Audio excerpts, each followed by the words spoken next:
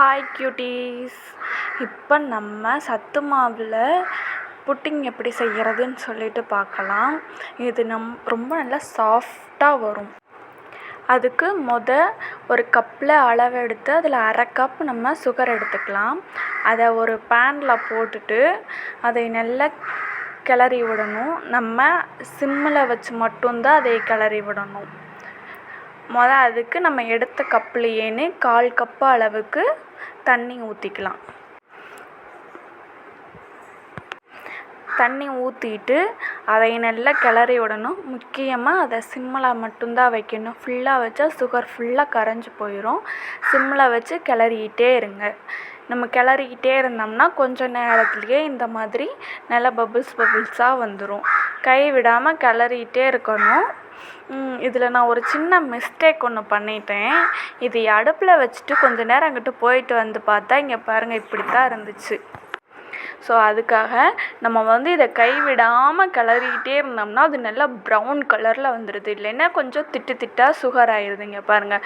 அதுக்கப்புறம் மறுபடியும் கைவிடாமல் கிளறி இந்த மாதிரி ப்ரௌன் கலரில் கொண்டு வந்து அந்த ஸ்பூனில் கூட எப்படி ஒட்டியிருக்குன்னு பாருங்கள். ஃபுல்லாக ஒயிட்டாக சுகர் ஃபுல்லாக ஒட்டிக்கிச்சு. அதனால் நீங்கள் கைவிடாமல் கிளறி இந்த மாதிரி நல்லா ப்ரௌன் திக்காக வந்தோடனே அதை எடுத்து நம்ம எந்த பாத்திரத்தில் புட்டிங் செய்யணுமோ அந்த பாத்திரத்தில் ஊற்றி வச்சுருங்க. இந்த பாத்திரத்தில் தான் நான் ஊற்ற போகிறேன். ஸோ இந்த பாத்திரத்தில் நீங்கள் ஊற்றி வச்சுருங்க. ஊற்றி வச்சுட்டு மிச்சம் நம்ம வேறு எதை போய் ரெடி பண்ணலாமா? உங்களுக்கு எந்த பாத்திரத்தில் வைக்கணும்னு தோணுதோ அந்த பாத்திரத்தில் வைங்க. நான் இட்லி குண்டாவில் வச்சுருக்கேன். அதில் ஒரு பிருமனை வச்சுட்டு அதில் வச்சுருங்க. நம்ம சுகர் எடுத்த அதே கப்பில் அரை கப் சத்து மாவு எடுத்திருக்கேன். அதை மிக்ஸி ஜாரில் மாற்றிக்கிட்டு அதுக்கப்புறம் எல்லா அளவையுமே ஒரே கப்பில் எடுங்க. அதே கப்பில் 1/4 கப்பு சுகர் எடுத்துக்கிறேன். 2 ஏலக்காய். நீங்கள் எசன்ஸ் இருந்தால் சேர்த்திக்கங்க. எங்கிட்ட இல்லை. ஸோ 2 ஏலக்காய், 1 முட்டை. அந்த முட்டையை உடச்சி ஊற்றிட்டு 1 கப் பால்.